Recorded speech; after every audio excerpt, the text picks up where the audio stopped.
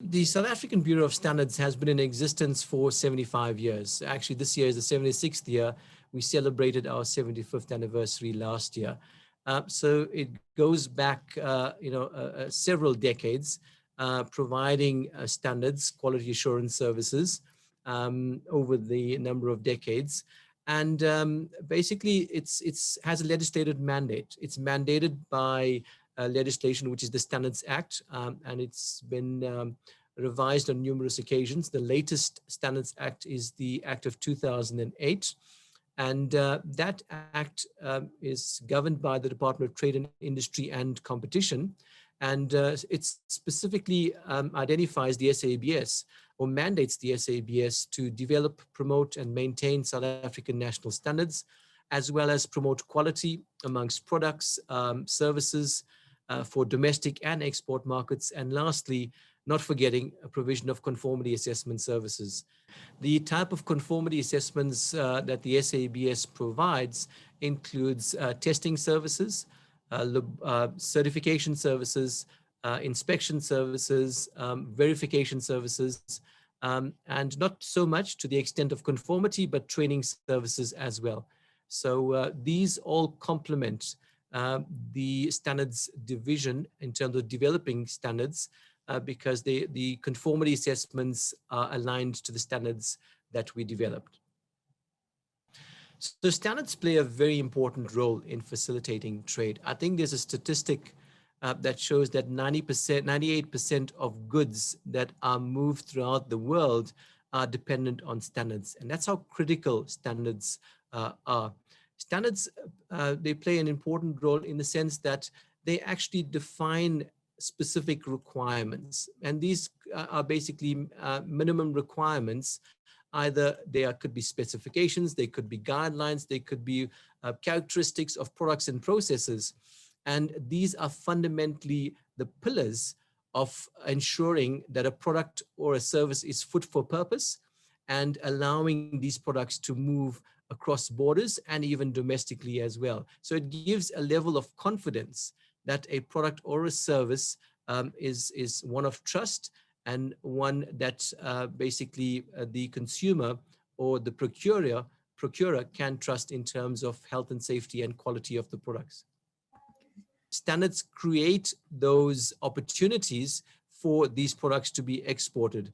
How this happens is that if a farmer, as an example, needs to understand what the requirements of a standard is. It either could be a process, it could be a product-related standard, whatever the standard is, the farmer needs to understand these requirements and meet these requirements for not only domestic production, but also for export purposes as well. But that's the first point, just meeting the standard.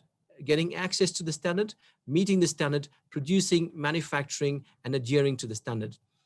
Now, you require a further additional confidence in that products require, to a fair share, a level of certification, of test reports, validation, and this is where conformity assessments come in.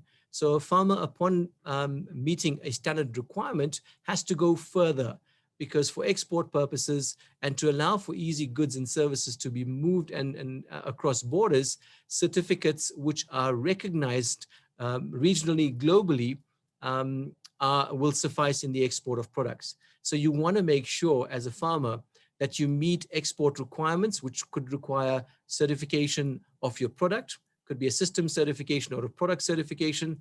But more importantly, in these, there are certain products as well that have regulatory requirements. And the farmer needs to also be aware of what these regulatory requirements are and ensure that he or she complies with the regulatory requirements, that these products can easily meet these requirements for export purposes, and there's no comebacks or rejection of your products purely because certain elements of not meeting regulatory requirements, and sometimes these things can become technical barriers to trade, certain regulations, because regulations are dependent on a particular country's requirements. Standards will basically provide the knowledge, and this knowledge is basically documented as a consensus document, and standards are applicable to everyone based on who wants to use them, based on the scope, etc. And it's important to understand that standards are for voluntary application, as opposed to a regulation, which is a mandatory requirement. And as a national standards body, the SABS in the standards division will develop standards, South African national standards, and will make them available to a regulator based on their scope of regulations, to reference a particular standard, and based on its reference, it can become a mandatory requirement. So we work very closely and try and ensure that regulators play an important role in looking at standards as possible solutions to achieve their regulatory objectives. But suffice to say, standards that are developed by a national standards body are not regulations. There's a distinction between, as we say, voluntary standards and standards to be regulated. Standards, when developed, majority of the standards makers in our technical committees are industry themselves. They want to use those standards to allow for accessibility of their products and services into the marketplace. So a regulation will come in when there is an identification by an authority, and the authority in most cases is the policy maker, is government, is a regulatory authority. Within their scope, they identify that there is probably a market failure on a particular product or a service. They go through their processes of understanding the implications of this market failure, and especially this market failure will come substantially from safeguarding the interests of the consumer in terms of health and safety and environmental protection. So there's a process that the regulator will go through in terms of analysis of the market failure, the recourse that needs to be put in terms of addressing that market failure and making something mandatory as a requirement. And so it's up to the regulators, not a national standards body, which is not in their purview, to develop regulations. So regulators might go through a similar process of consultation, stakeholder engagement, understanding the market failure, and recommending. In most cases, what we would like to do is for regulators to recommend and reference a national standard or an international standard to be part of a regulatory outcome or an objective to achieve their regulatory outcomes or a policy objective. So it's a different body. It's not a national standards body. We do understand that there are certain national standards bodies that are underdeveloped, developing, that might have two separate mandates within an institution. But as national standards bodies mature and conform to the maturing quality infrastructure frameworks, regulatory mandates certainly come out of a national standards body's mandate. Product standards relate specifically to a characteristic or performance requirement of a particular product.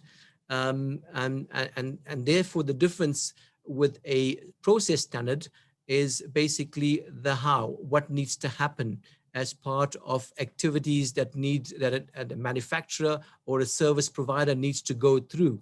And that relates to a process.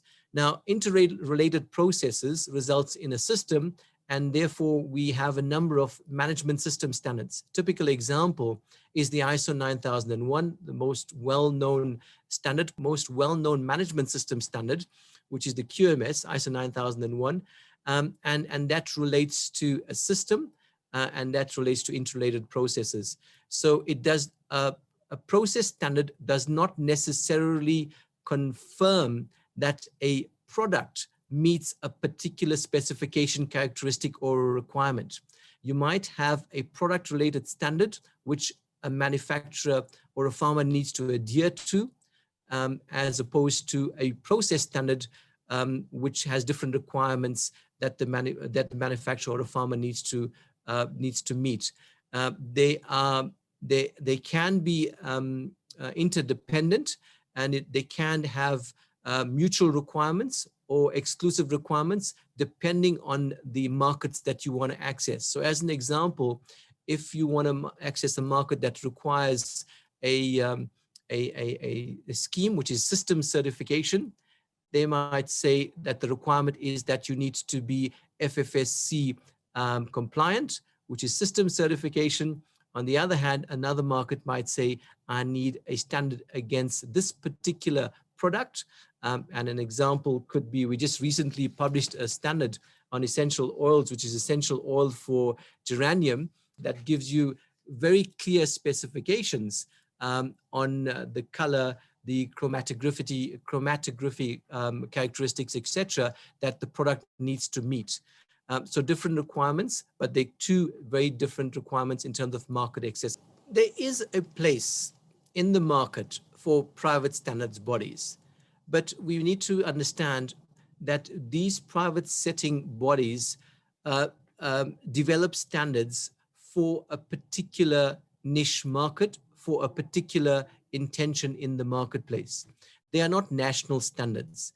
So you can get a few institutions together or companies together that work around developing a private specification, and that revolves around access to a particular market or export market, etc. But the difference herein lies the consensus, openness, transparency, coherent process of developing a national standard. That is international best practice, that is national best practice. And that's why a national standards body like the SABS, and there's only one, ideally should be one national standards body in every country that develops national standards. So there is a place for private sector bodies to work and develop standards. Ideally, we would like those standards to come through a process through to the national standards body like the SABS and develop that as a base document for a national standard. And that allows an equal footing, a level playing field of every stakeholder who wants to get access into that market, having the opportunity for using the standard, uptaking the standard, implementing the standard, and equal access to marketplace opportunities as part of a national standard. We are members of ISO and have been and continue to be a founding member of ISO, including IEC as well. Now, there's certain obligations as becoming a member of ISO. We have the opportunity to influence the development of international standards. We participate as P members or O members at ISO, and we influence the development of those standards. In addition to that, we have accessibility of ISO standards because we could use them and adopt them as South African national standards as well. We can adopt them identically. Ideally, this is what we would like to achieve.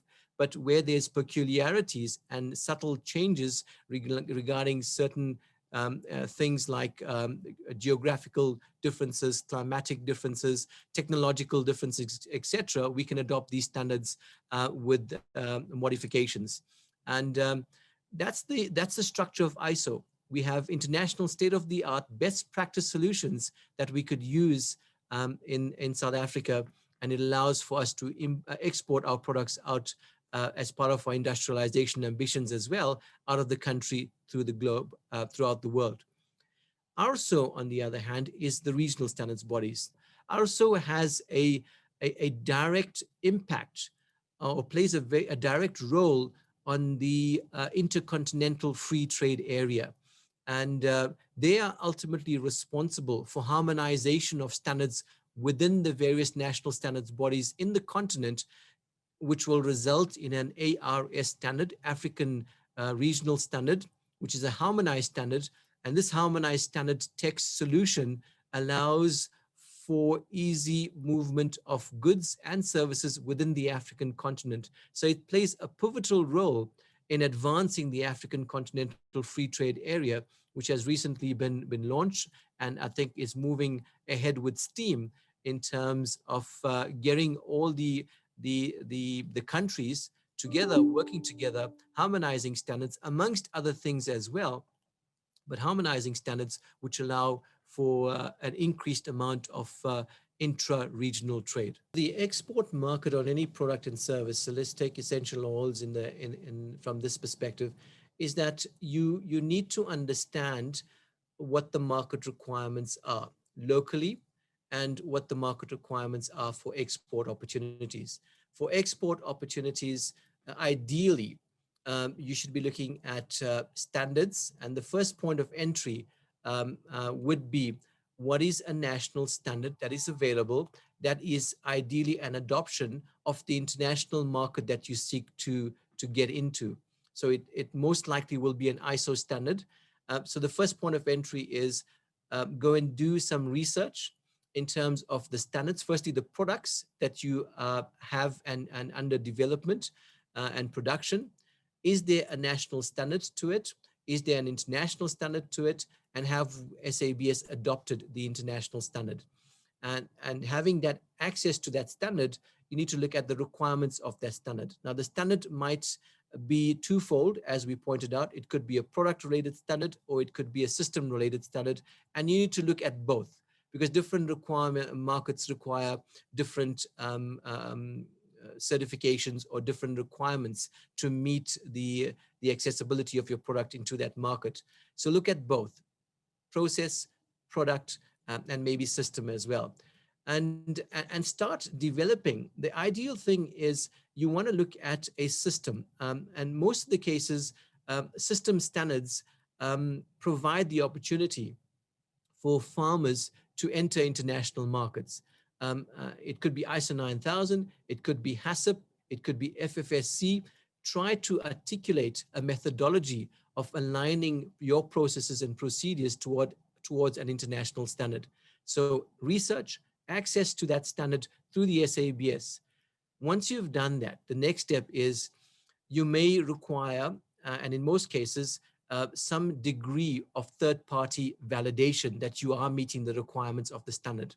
And this will be either a test report from an accredited independent test laboratory, or it could be a certificate from an independent third-party certification body, or it could be an inspection body. But you need to understand what the different markets require in terms of certification schemes, and then start working with a certification body to meet those requirements and getting certified.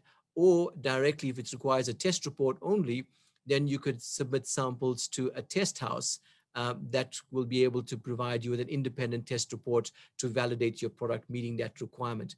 Having that, so you've got your standard, you've met the requirements, you implemented systems, processes, you met the requirements, and you've got validations, and then you start making applications to the respective markets. And obviously from then on, the demand requires that customs, excise, SARS, and various levels of other things outside of a quality assurance comes in terms of import-export requirements.